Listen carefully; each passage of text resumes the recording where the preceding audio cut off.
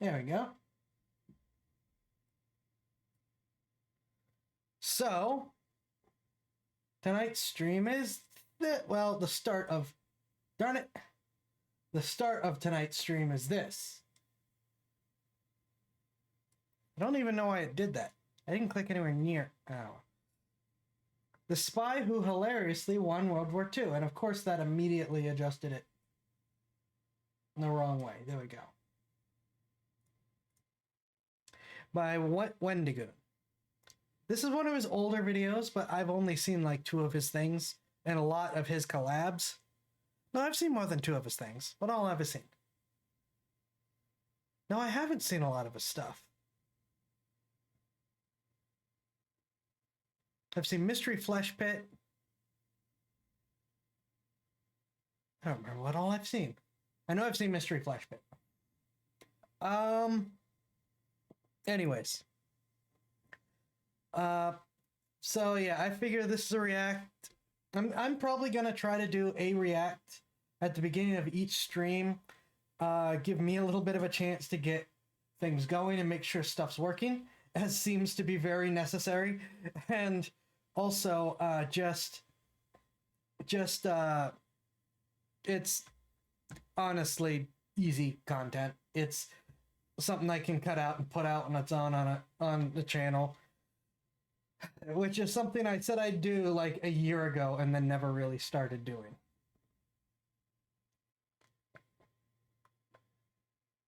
So let's see how long this lasts.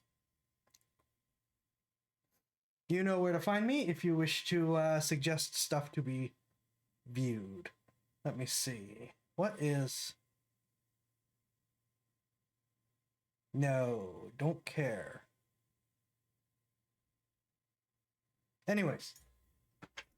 I don't think I have a lot to say. Just we're gonna do this, and then on to Battletech. I'll talk more about what happened with Battletech afterwards. Moving on before it gets too late and I just talk in circles for the next half hour. Everybody, today we're going to talk about a man named Juan Garcia, also known as Garbo the Spy. Yeah, it's who I thought it was. Single-handedly won World War II for the Allies. We're going to break down everything from how he got into the spy ring to what he did during it. I'm turning it up. But yeah, I should have said before I started that I was guessing this was probably Garbo. Okay, the short version of where this is going is this is a guy who convinced the Germans that he was running a massive spy ring, even though he was just the one person in the spy ring.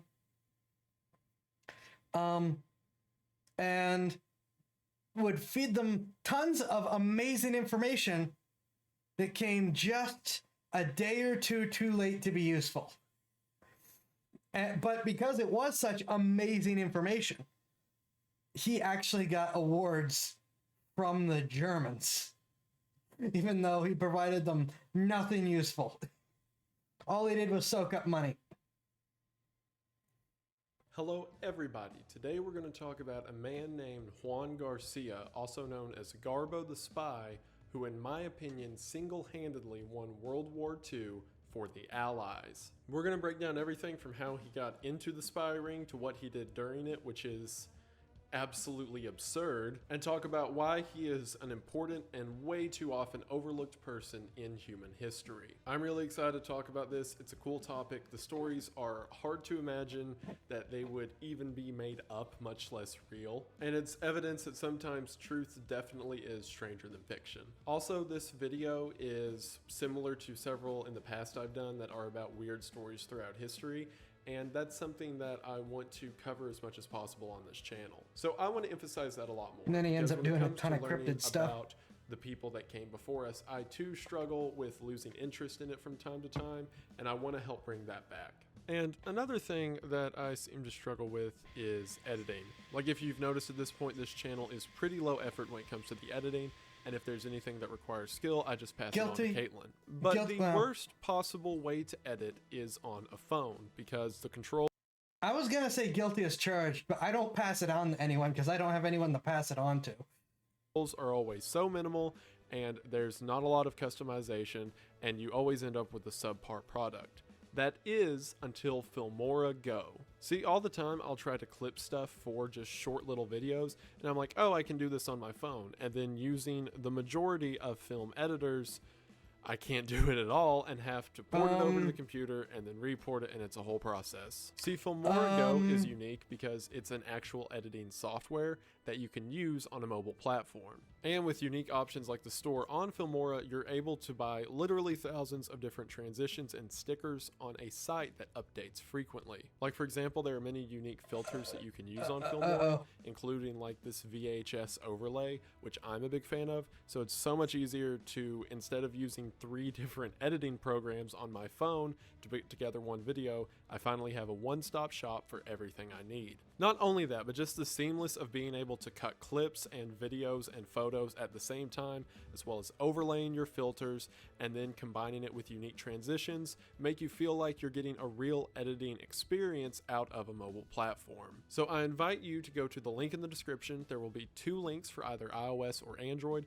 to download Filmora Go. So I encourage you all to either on the Google Play Store or the App Store download Filmora and leave a review if you like it, because it really is a great product that really makes the strain of editing on a phone so much easier. So thank you all so much for watching this ad. Thank you so much to Filmora for sponsoring this video. It means the most. I hope that you enjoy. I hope that you check it out, and we are back to the video. We are going to go. As a matter of policy, I will continue to allow people's ads like that to roll.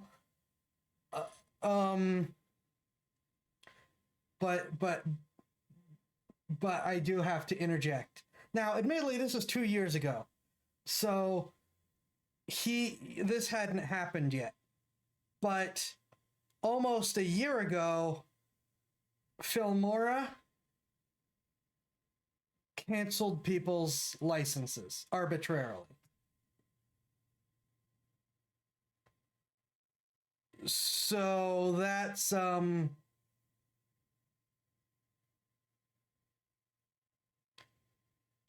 bit of an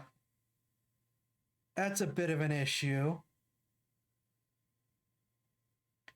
and something I think that you all should be aware of, that they just pulled people's licenses out from under them with the software they were actively using.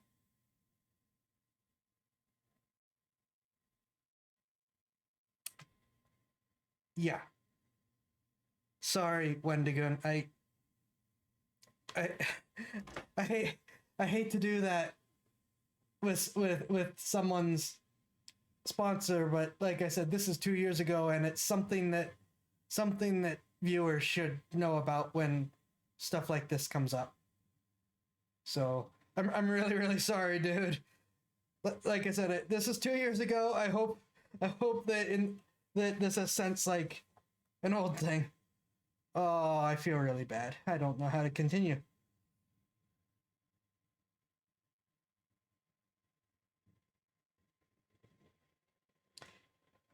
That's really awkward, but like I said, something that I can't just let sit out there. Oh boy.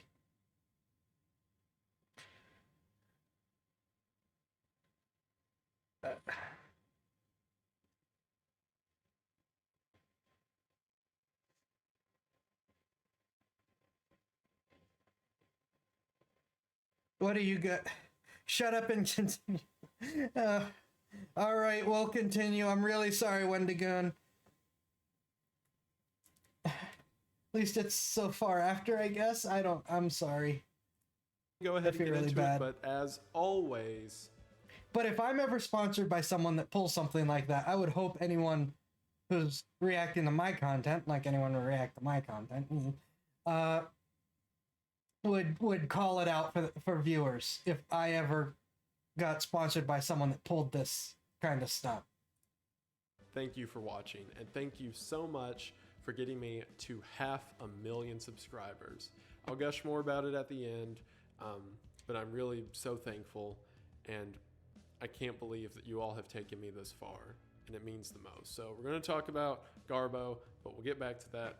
but thank you for watching. Juan Garcia was born on Valentine's Day of 1912 in Spain. He was born to a very conservative Catholic mother and a more socially liberal father, that the upbringing sort of resulted in Juan being mostly rebellious. Like, for example, Juan left school at the age of 16 because he got into a fight with a teacher and decided that he just didn't need school. From there, he did several I odd didn't know jobs, that. like he ran a cinema for a while and eventually got into learning animal husbandry. In 1931, he was forced to serve his compulsory 6 months in the Spanish military, and he absolutely hated it. Like, he was in the cavalry and also hated horses and the military itself, so it was a very rough time for Juan.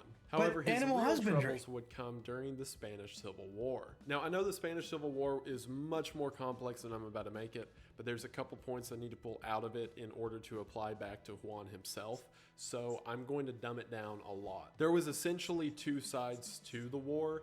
There was the Spaniards who supported the nationalism and the fascist rule of the Spanish government, and then there was the Republic, which acted more as a sort of communist regime and wanted a more socialist change in the country. So it was chiefly a fascist versus socialist war against each other. In the early days of the war in 1936, Juan's sister and mother were arrested by the Republic, which I mentioned earlier was the socialist side, for being supposed counter-revolutionaries. At the time, the Republic Army was essentially gathering resources and people to fight, and if you weren't in to help in some way, you were considered a traitor. So after his sister and You're mother with got us, arrested, or you against they us? then came for him, but he didn't want to enlist because, you know, arresting your family kind of puts you at odds with whatever they're fighting for. So he was thrown in jail, but a week later broke out by revolutionaries, because there was also a, like, sort of revolutionary group going on at the time. And like I said, the real thing's pretty complicated.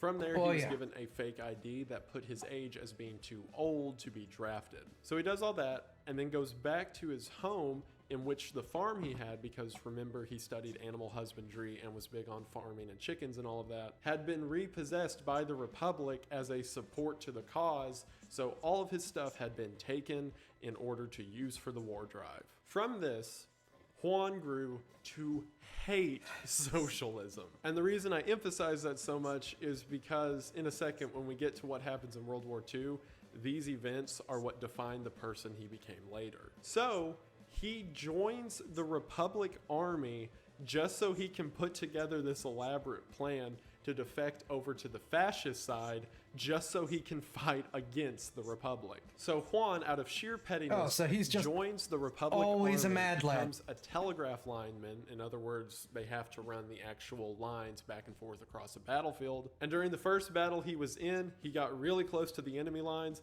and then ran across, surrendered, and said he wanted to join them. However, as soon as he was taken in by the nationalist side, he was immediately beat and thrown in jail because they didn't believe he actually supported the cause. Which, true, he didn't. He just wanted to fight the Republic, but, you know. It was while being in prison that he realized the ideas of the fascists were also bad, and that they wanted, like, full supremacy and to fight people that disagreed with him. And he really grew to hate the Much idea like the first of side. one group of people killing another for their political ideas, and you can see where this is going. However, through all of that, he fought on both sides of a war without firing a single bullet, which is going to be very poetically ironic in a minute. So 2 years after the Spanish Civil War was over and he was released and returned home with his family, he now had a wife and a son, and then all of a sudden a group nearby in Europe called the National Socialist Party, also known as the Nazi Party, starts making trouble. And if you'll remember the points I highlighted, if there were two things Juan hated, it was nationalism and socialism.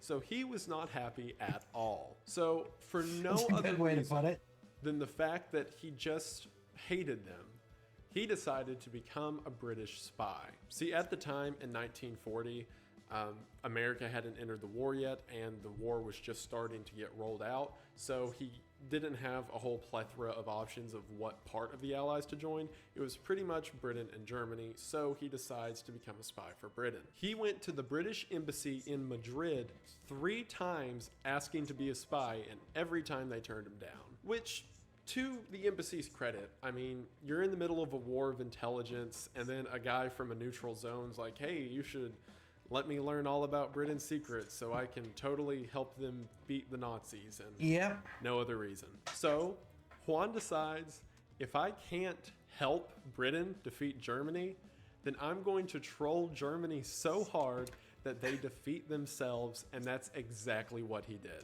He then changed gears and told Germany that he wanted to be a spy for them. He made up a whole story that he was a pro-Nazi politician in Spain who was getting ready to travel to London on a diplomatic mission. To prove this, he went to a register in Lisbon, said that he worked for the embassy back in Madrid, and they just took his word for it and printed him a diplomatic passport. So all he had to do was mail that over to Germany and say, see, I'm a politician. And they're like, this guy's pretty legit. I mean, he's got the passport. So Germany sent an actual Nazi spy to meet and vet him. And There was an enormous amount of fake or wrong papers presented to Germany that they just accepted without ever double checking throughout the entire war.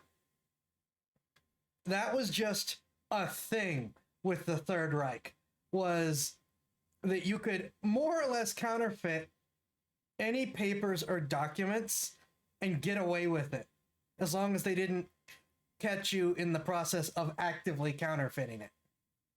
It's wild that a regime that a lot of people refer to as efficient and very administrative just couldn't do anything with that.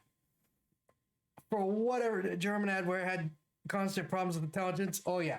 Not related to this guy, I don't think. Well, I'm not going to get into a lot of specifics because that'll take too long.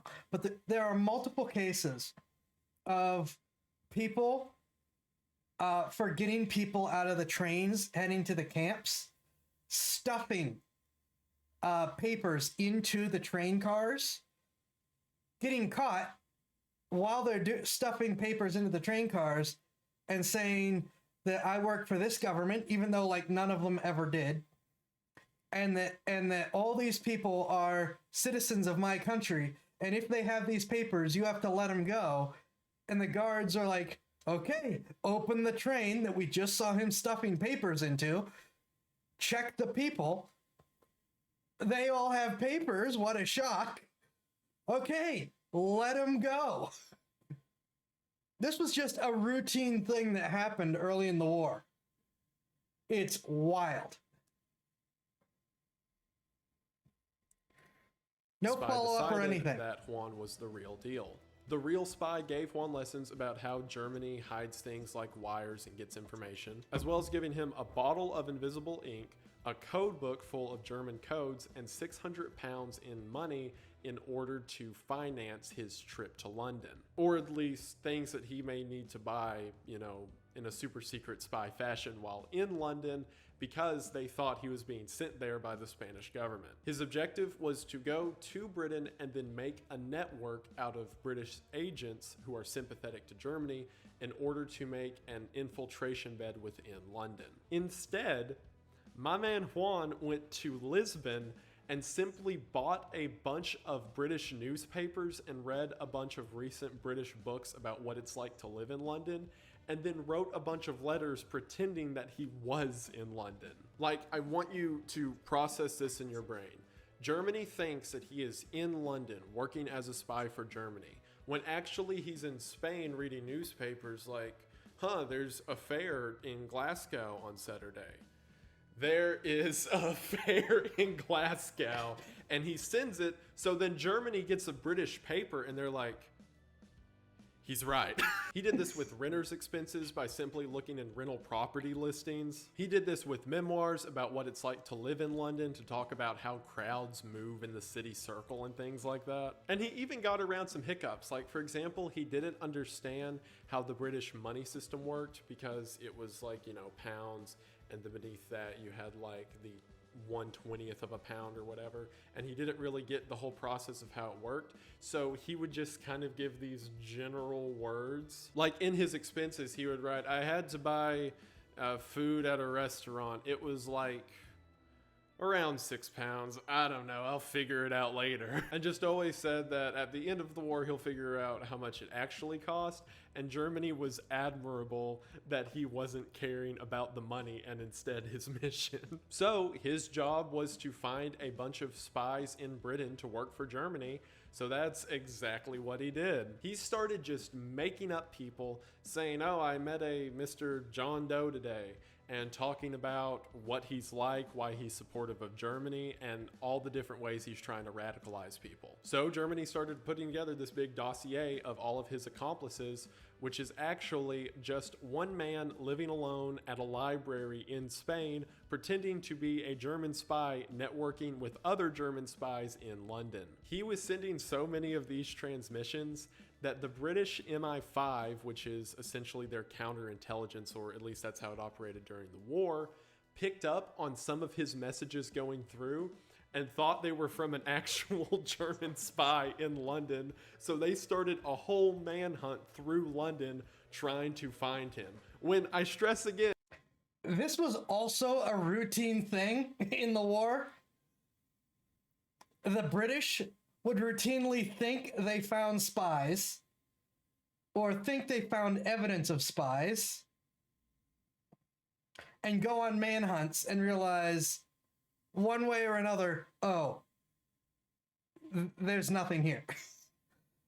Now, they did actually find the German spies, but by the end of the war, every German spy in England, in the UK, in the islands, in the British Isles, worked for the Allies by the end of the war. But they did do that pretty routinely of think there's a spy here, do manhunt. Oh, it was just a crossword puzzle. Nothing special about it. World War II spy games were really, really was funny. he's actually in Spain just like trolling the Germans. This went on for a year, with Germany thinking that they had a Spanish politician who was working his way through the upper echelon of British government and building a network of spies that didn't actually exist, and with Britain looking for him, also believing him to be a politician in London building a network of spies that don't exist. Eventually the US got involved in the war, so whenever the US came to Spain, he tried again, because remember, Britain turned him down 3 separate times for being a spy. So one day Juan just casually walks into the American outpost set up in Lisbon and is like, hey, I've been a spy for the Germans for like a year now. And he showed the Americans all this information that he had done, where he just like got the Germans to chase their tail on a bunch of occasions. And like, I'm not kidding, Juan was literally just making stuff up and the Germans believed him. Like one time he said something along the lines of, hey, in France, there's like a big convoy of British troops somewhere around this general area. Be on the lookout for that. So Germany spent like 2 weeks hunting through the forest and like never found them, because he was just sending them on a dog chase because he thought it was funny. And whenever they message him and they're like, hey, there's no one here, he's like, they got away. So whenever he shows all this information, and especially how much Germany trust him, to the Americans, they were like, why didn't Britain say yes to this guy? He's a mastermind. So after America basically plays intermediate for him with Britain, he's immediately accepted into the MI6 spy program, which I love so much that without ever technically being a real spy, It's referred to, I kid you not, as the Ministry of Ungentlemanly Warfare. I kid you not.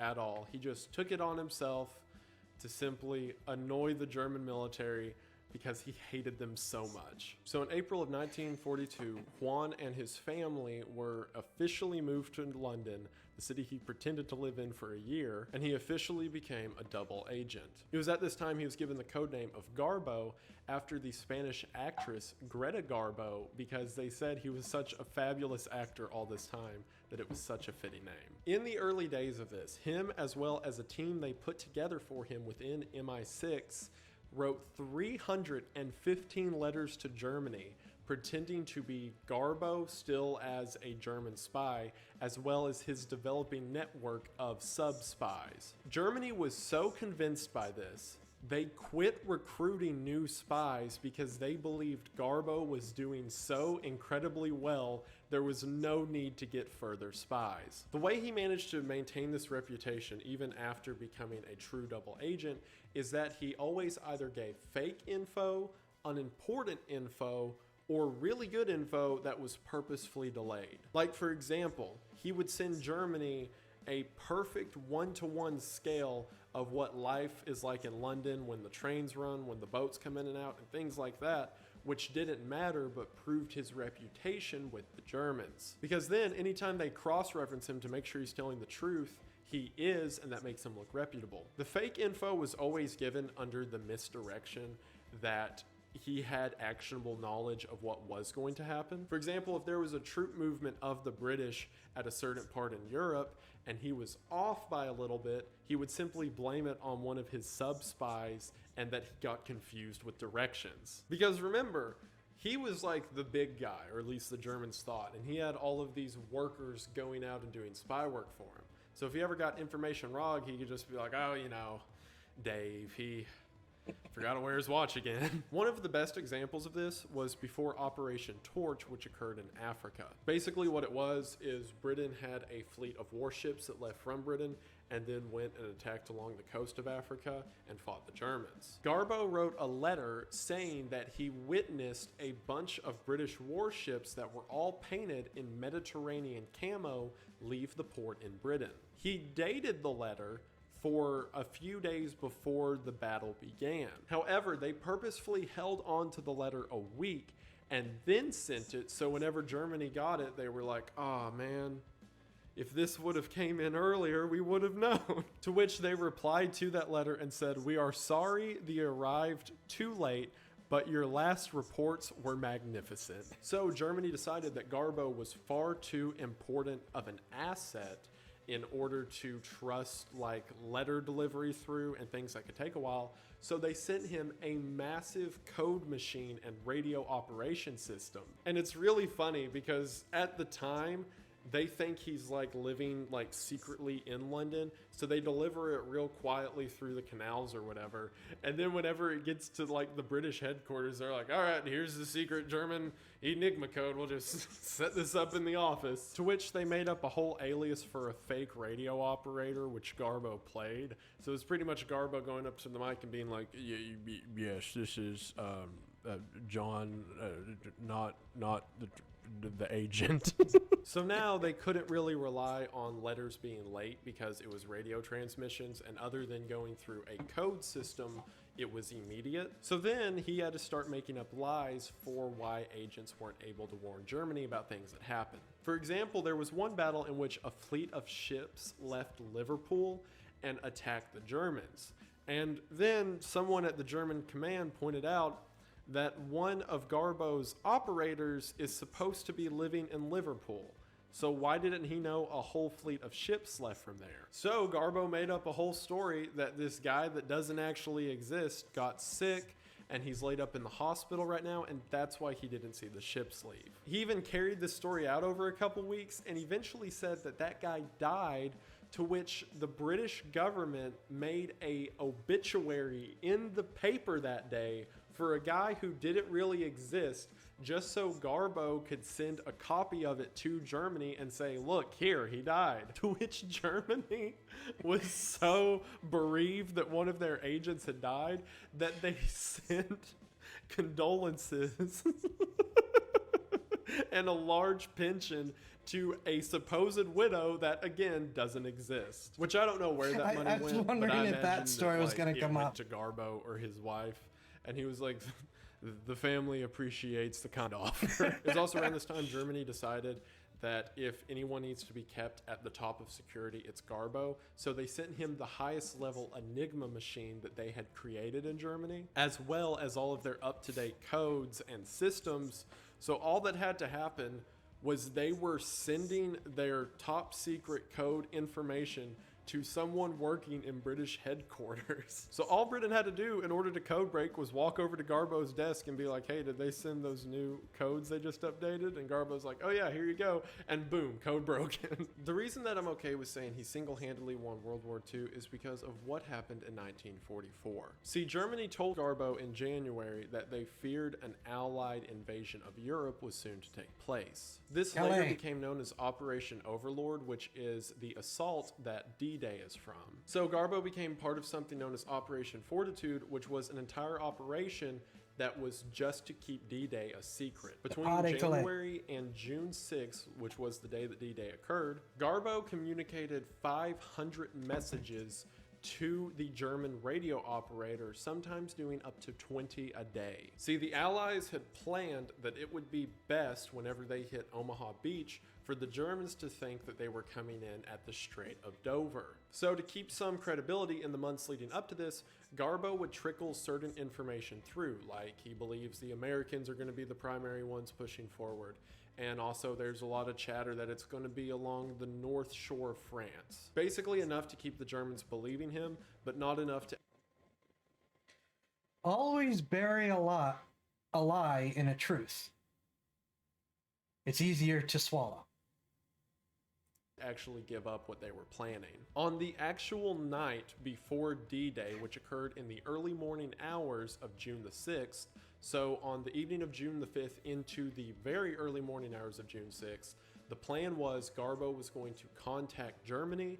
He was going to talk to them and give them some pretty good details, but not perfect details of what was to happen. The story that he set up with Germany the day before is that late tonight, I have a sub-agent coming in who knows everything. So as soon as he gets here, I'll tell you all what he tells me about the Allied invasion. However, he sends this message at 3 in the morning and Germany doesn't respond. As a matter of fact, they didn't respond until after D-Day took place. See, Americans hit the beach at 6:30 a.m. and around 8 a.m. Germany got back on the line and was like, oh, we're so sorry, we missed your call. So now that D-Day was over, Garbo gave them 100% perfect information. He told the Germans that he knew the Allies were going to hit Omaha Beach and they were going to do it at 6:30 and they need reinforcements there and blah, blah, blah. And he played this roll up so much that Garbo got mad at the German operators for not taking the war seriously. He even said to the operator he was yelling at,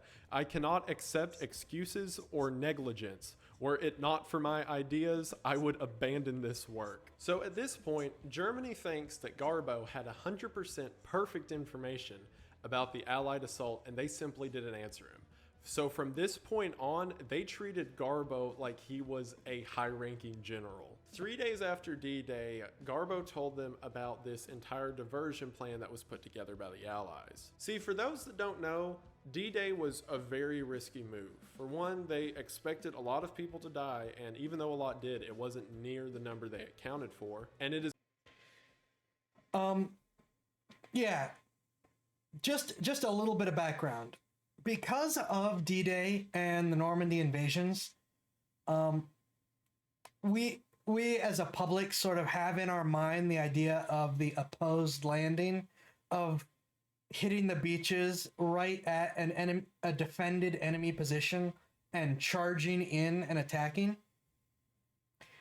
The D-Day invasions were considered at the time a suicidal desperation move, which is why so many resources were poured into it, desperate to try to push.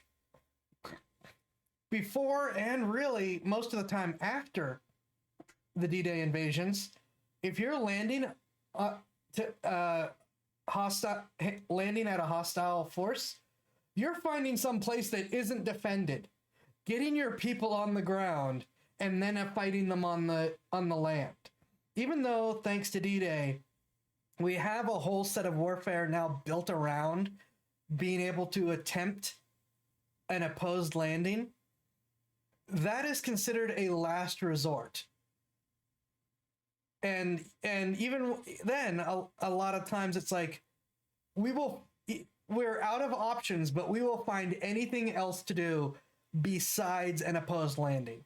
These are nasty.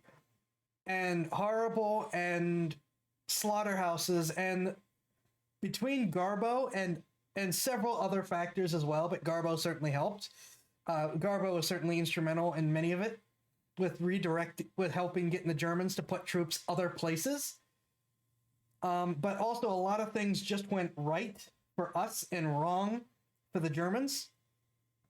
And so that's why, as awful in many ways as the landings were, particularly for the men on the ground, of course, they were significantly less of killing fields than what was anticipated. Is also a very narrow beach, and it was the only port into Europe. So it took months for enough troops to get on the beach at Normandy and push into France for there to actually be an effort there in the country. So what that pretty much means is that Germany had to be distracted long enough to get Allied supplies into France. So there was this whole diversion plan set up. See, General Patton was known for being a very famous American general. So with the help of Garbo, they set up this diversion. Supposedly, Patton was stationed on the south banks of England with about 150,000 soldiers, tanks, airplanes, radios, and everything else needed in order to launch a full-scale invasion, much, much larger than the invasion at Normandy. In actuality, it's an inflatable army that's landing at the Pas de Calais. It was Patton, about 20 guys, and inflatable tanks with fake airplanes. And the inflatable tanks were even invented by a magician who did it as part of an illusion act. The whole point was... That picture just reminded me of a story. I don't know if he's going to go into it. He probably won't, since it's not a Garbo thing. A hilarious story that was in an actual report. So we know this really happened. Unless some British MP just thought it would be funny.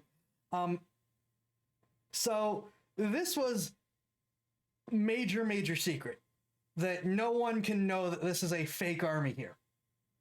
Well, a local farmer was out and about and got a little too close to where this fake military base was. And of course, MPs immediately intercepted him like, no, you need to get out of here now. And while they're trying to chase him away, in those few moments, everyone stops as they see American troops run out in order to adjust the positioning of these inflatable tanks. And a bunch of them run around, one of them pick it up and move it and sit it back down. And the farmer, who I can't remember, but I'm sure there was a mention that the farmer was a little bit tipsy. Is just staring dumbfounded at what just happened. And the only thing the MP could think of to say as an excuse to try to get him to just not say anything and leave or whatever is, those Yanks are some real strong boys, aren't they? And they just sort of immediately shuffle him away before he can ask any more questions. That was the only thing that the MP could come up with. And like I said, there's an actual report about this, so you can find it if you go looking. Was that if a German plane flies overhead, it looks like tanks and planes from the sky, when in actuality it's entirely a diversion thing. So Garbo gets on the radio with Germany and says he's not sure what's going on, but General Patton, as well as 150,000 men and armor and aircraft, are still on the banks of England, and there's probably going to be an even bigger invasion. This message was sent directly to Adolf Hitler, who said they needed to act on it immediately. So they send possibly the best German general of the war, Erwin Rommel, to the shore opposite, expecting it to be a huge showdown between General Patton and Erwin Rommel. And every day, Garbo would get back on the radio and say any day they're going to invade and they just need to sit tight and wait. All of these German forces, as well as so many high commanders stationed way away from Normandy, ready for a second invasion that doesn't actually exist, allowed enough time for the Allies to get supplies in and continue the war in Europe. To Erwin Rommel's credit, he called BS on it, but the higher military order wouldn't let him leave that beach. They stayed there for 2 months and never fully pulled troop presence from the area. As a matter of fact, 2 months after D-Day, there were more soldiers waiting on this fake invasion on a random beach than there were German soldiers actually at D-Day. It was during this time in July of 1944 that Adolf Hitler personally signed to give Garbo the Iron Cross, which is the highest possible award that you can earn in the German military. It's the equivalent of the Medal of Honor in the United States. This was given to him over radio because they said the advice that he was giving them about General Patton's army was going to single-handedly save the war, which, oh boy, were they right just about the other team. After this, his word was considered so sacred that whenever the war was over and people were combing over German files, 62 of Garbo's reports were directly listed in the high command Germans war room, or essentially the room where Hitler and the other generals would meet and discuss battle plans. 62 times they listed Garbo as a source. This whole charade had to come to a semi-end when near the end of the war, Germany began launching V-1 rockets into Britain. So they then asked Garbo if he can, for one, give them reports about how the rockets did, and two, give them new targets to pick out. This was a tricky situation because, for one, he doesn't want to tell them the rockets are working or not working, because if he says they are working, they'll keep bombing. And if he says they're not working, then they can probably just send an overhead plane to look and see that they are and figure out that he's a traitor. And then as far as giving targets, he didn't want to be like, oh no, don't bomb that school, bomb this other school. So him and the British government set up this entire fake ruse that he had been arrested and therefore wasn't allowed back in London. The story was the Britain expected him of being a Nazi spy, so they arrested him. He then got released and issued an apology by the British government.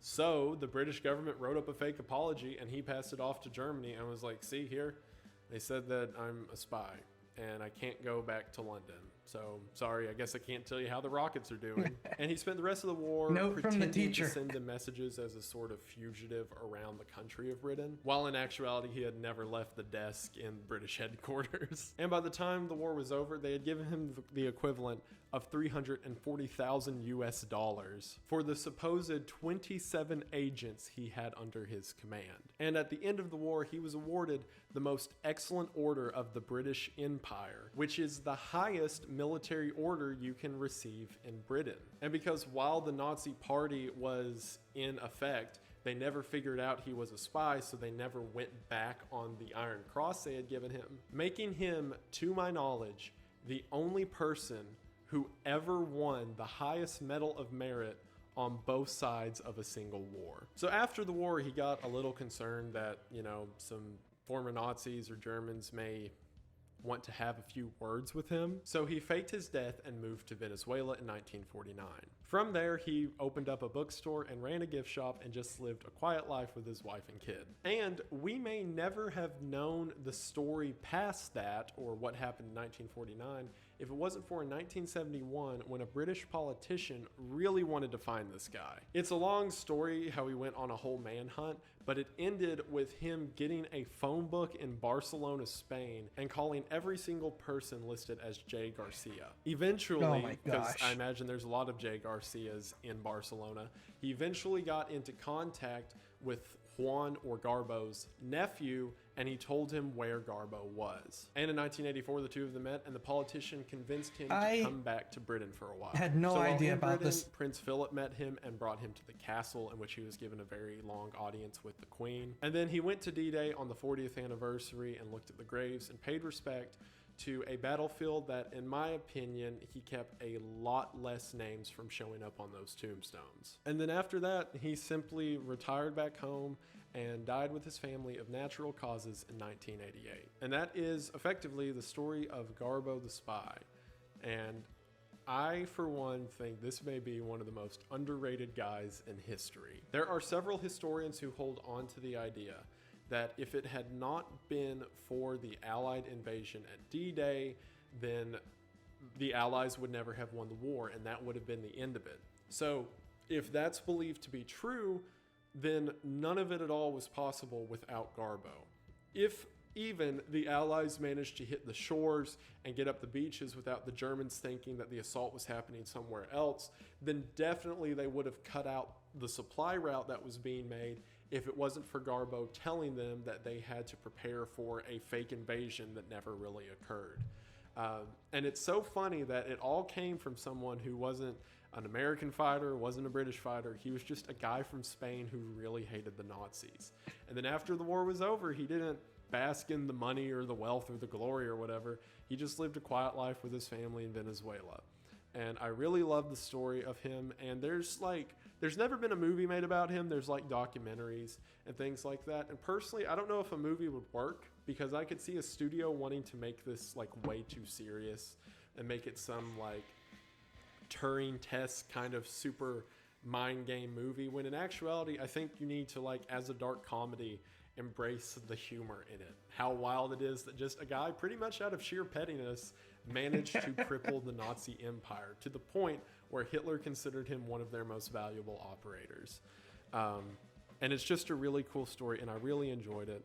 And I hope that you enjoyed it as well. And I hope maybe now a few more people out there know the name of Garbo the Spy, or Juan Garcia, because he definitely deserves it. So thank you all so much for watching. I hope that you enjoyed. I hope that this wasn't boring. Like I said, I love weird history, especially history like this. And it means the most that you're watching, and it means the most that we are now at 500,000 subscribers, a number that I never thought possible. I never thought I'd get here. And it still just doesn't seem real to me. But you guys are fantastic and beyond what I can imagine. And I'm truly blessed to have you all. And just half a million. It's not real. It hasn't hit me yet. I don't know if 3.29 as of watching. It means the most. So hopefully we'll see where we go from here. Hopefully we just keep moving up, and it's all thanks to you guys. And I greatly appreciate it. So thank you all so much for watching. There'll be more icebergs, and I'm going to get to tier 9 soon. Don't worry. It's coming up. There's a lot to research with that. But I hope that you enjoyed. I hope that you liked this video. I hope to see you in the next one. But that will do it for this. So I hope you have a good day, and I will see you in the next one. Bye! I did not know how he got started with that whole pettiness thing, which I think is absolutely hilarious. I also didn't know what happened after he disappeared. I pretty much just knew most of, but not all. There was still new stuff in there. But I pretty much just knew most of the war-specific stuff. So there was definitely plenty of new stuff in that too. And yeah, I am in full agreement. We need a dark comedy about Garbo. That would be really, really funny, to just have a recreation of him trolling the Third Reich.